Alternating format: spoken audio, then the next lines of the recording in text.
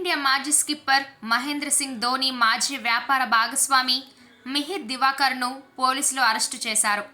మిహిర్ మోసానికి పాల్పడ్డాడన్న ధోని ఫిర్యాదు మేరకు ఆయనపై క్రిమినల్ కేసు నమోదు చేసిన పోలీసులు అదుపులోకి తీసుకున్నారు.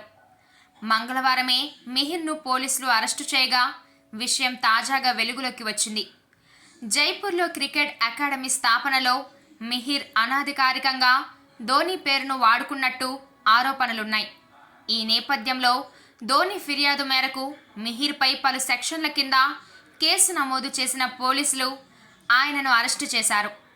క్రికెట్ అకాడమీలు ప్రారంభించేందుకు ధోనితో తనకున్న అనుబంధాన్ని మిహిర్ తప్పుగా ఉపయోగించుకున్నట్టు ఆరోపణలున్నాయి.